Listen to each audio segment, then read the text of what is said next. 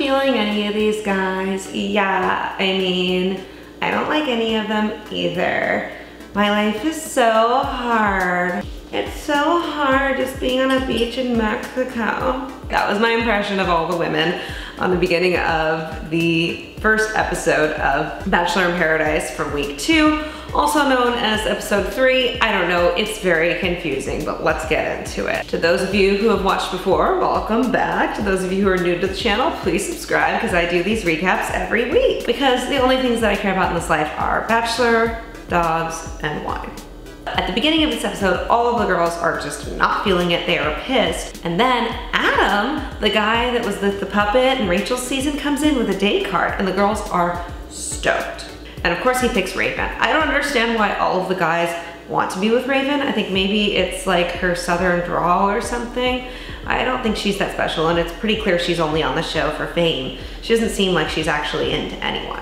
I mean, she has Benzie, Robbie, and now Adam all fighting over her. I mean, there are so many other beautiful women there, hello? So Christina is still upset because Dean told her that he wants to date around and that he's not really feeling it with her. She was dumb enough to give him a rose, and of course he's still acting like a fuckboy. He's napping on the beach because what does he care? I mean, he's so hot that he could just snooze through this whole thing up until the rose ceremony and someone would still pick him. She wakes him up from a nap to talk about their relationship. And let me tell you, as an avid napper, if someone woke me up from a nap to have a serious conversation, first of all, I'd be pissed. And secondly, I would still be half asleep. So like, Christina, your timing is not great. Dean is cranky because he just woke up from his nap and he basically just walks away from her, and then Christina is left crying again. I think she should move on to someone else. Jack Stone says that Dean is great if you're in middle school, but not if you're an adult who wants to have a career. That is so true. He's like a teen heartthrob. He's not a real boyfriend or husband material. So finally, this rose ceremony that we've been waiting for, what seems like forever, comes, and there's a tsunami. Even the weather will not allow for this rose ceremony to happen. It is raining. Everyone's hair is awful. All the dresses are getting messed up. Raven and Benzie talk and he asks her about Adam and she says, oh, I don't know. And bitch, you do know. The only reason you're saying that is because you're trying to make good TV. And you're also trying to string everyone along because you love the attention. Robbie and Amanda talk and he tries to go in for a kiss, but she pushes him off and tells him that he's too sweaty. And finally his hair is not perfect because it's been rained on and it's all messed up. Even though Amanda's ex-fiance Josh is apparently his best friend, he is prepared to make a bold move. I'm curious to see if that actually pans out. Even though it's pretty clear that Iggy is going to go home, I have to give him points for learning Hebrew in order to charm Lacey. He pulled out some Baruch Atah Adonai, bless in the wine. I have to say, as a half Jew, I approve of that move. Finally, Amanda gives it to Alex straight and she tells him that he is not getting a rose. I don't know why he didn't figure it out until now, but I'm glad that she was straight up with him because then he knows what's about to happen and he tries desperately to butter up all of the other women who aren't in relationships, but none of them are buying it, obviously. And Dean takes Christina aside yet again and tells her that he wants to slow down. In the rose ceremony, Raven picks Adam, which I was honestly a little bit surprised about because he had just gotten there that day, but I think that maybe they have more chemistry than she has with Ben, and that little dance and makeout really worked. Lacey picked Diggy, and I'm so excited because I love Diggy. I'm glad that he gets to stay on the show. Danielle picked Ben, which is surprising. I feel like she's just kind of into whoever at this point. Amanda picks Robbie, so even though she didn't let him kiss her, she gave him a rose. After the rose ceremony, D-Lo is in the house. Danielle L shows up and she is here to stir shit up. All of the men's jaws hit the floor and Dean is drooling. Of course, Christina is pissed. She asks Dean out on a date and I am not surprised at all. Alexis and Jasmine are crazy together and I love it. Daddy, would you like some sausages? That was a Tom Green reference in case any of you guys didn't catch it. Derek and Taylor are still attached at the hip or at the lips, shall I say? Dean takes the courtesy to actually check in with Christina before he goes on a date with D-Lo, which I guess, is polite, but I mean, Christina was way too nice to him. She really should have let him have it. Instead, she's just like, go do it. I'm like, come on, tell him how you really feel. Dean and D'Lo go on an ATV date, which is way more exciting than the date that he went on with Christina, where they just like had dinner and a mariachi band. They get down and dirty. He's really turned on because she's driving this ATV and they make out. Later on, he says to Christina that it was only a peck. So then, like, when he gets back to paradise, you can tell he's not happy to be there. He tries to make nice with Christina, and then he immediately goes into the group in a big circle, runs off and gets a birthday cake for D'Lo and sings her happy birthday because it's her half birthday. That was so unnecessary and so rude. I think that I'm gonna unfollow Dean on Instagram. You all should too. And as always, the button at the end of the episode while the credits are rolling belongs to Alexis because she is the comic relief of Bachelor Nation. She ordered some pizzas, which apparently are very hard to get when you are down in paradise. I think it was D'Lo who was bringing them down to the beach. Correct me if I'm wrong. It was hard to tell because it was so dark, but someone was bringing them down to the beach and they fell in the sand, and both pizzas were tragically covered in sand. Derek actually still took a bite out of one of the slices, which is disgusting, and then Taylor made out with him after. All right, on to episode 4 / week 2 part 2, whatever you want to call it. Oh shiz! We see in the teaser that Demario is going to be on the second part of this episode. Finally, I want to hear what he's gonna say. And Corinne will be here next week also to talk, so I'm really glad. I knew eventually they would bring them on. I was just worried it would be a much longer time that we would have had to wait, so.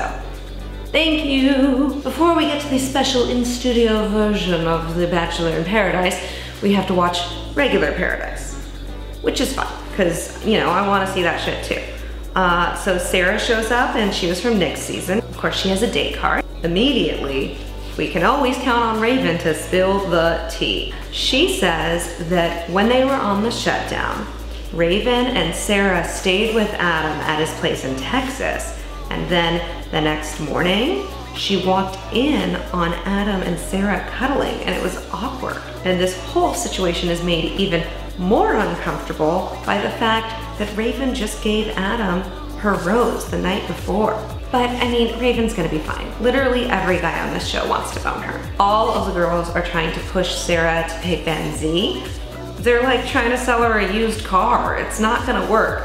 She wants Adam, she's gonna pick him, and it seems like the pattern of the way that the producers are doing the show is that as soon as someone gives someone else a rose, the next day there will be someone else that comes in that tries to take that person on a date. I don't know if that makes sense, but you get what I'm saying? It's like they're just trying to build all these weird love triangles. So Danielle and Wells are having a little bit of a chat, and he asks which girl on the show he should pursue. Isn't that against the rules, Wells? Weren't you just brought here to bartend? But it's fine. And then they have some sort of pact that they make, which I couldn't really make out. Maybe you guys can tell me what they said. Did they make a marriage pact or pact to date or to bone? I don't know, but they made some sort of pact of something that they're gonna do together in 5 years, and they shook on it. So I'd like to know what that is. Then another great thing happens. Lacey finally gets a date card. Good for her. And she picks Diggy. Sadly, the only reason she picked Diggy is because 2 other dudes turned her down, but whatever. They go on a date and they go on Jorge's Torres to the beach where Jorge was conceived. And they kiss. It's really sweet. And Lacey thinks she's safe, but literally as soon as she returns to paradise, Diggy gets to go on another date with a different girl on that same night. Danielle M drops a bomb. She says she wants to leave because she doesn't feel like there's anyone for her here, and she also got an opportunity to go work in Africa because she's actually a good person and she actually has a real job as a nurse, unlike most of the other contestants on this show.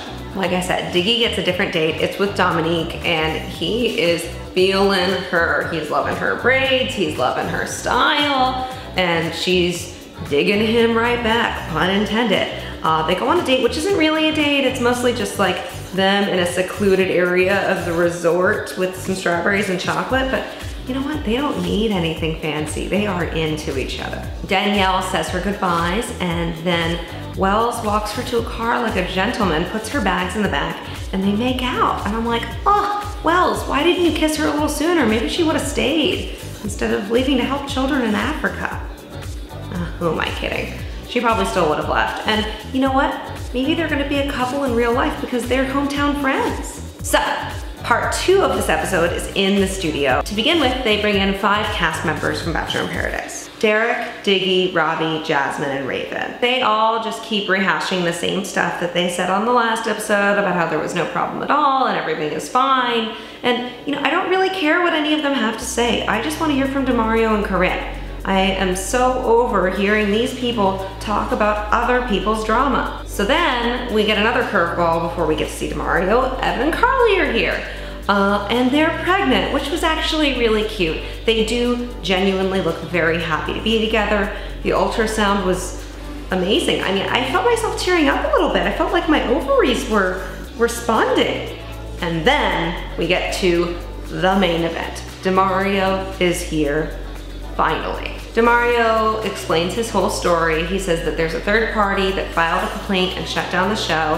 He thinks everything was consensual between him and Corinne the entire time. Even the next day, everything was fine. So he and Corinne were both very confused when they were pulled away. Then they replay a whole montage of all the media coverage. Of course, the Bachelor producers are so excited that they got this much coverage. Demario says that he trains to mentor children, which I think is honorable. I don't know how much he'll be allowed to mentor children now that his reputation has been totally trashed, but I hope that maybe this will help to restore his reputation. And then when he was asked, how did you get through this? He said, family, friends, and Kanye West.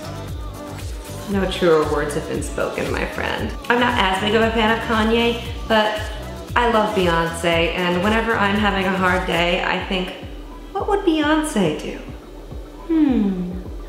Anyway, that's it for my recap of week 2 / episodes 3 and 4 of Bachelor in Paradise. Thank you for watching. Please subscribe. I will be doing these recaps every week along with, you know, some other comedy sketches whenever I have time. So that's all. Bye. P.S. I'm sorry that my dog didn't make an appearance. She spent the whole day in doggy daycare today and she is sleeping under my bed, but she sends her love.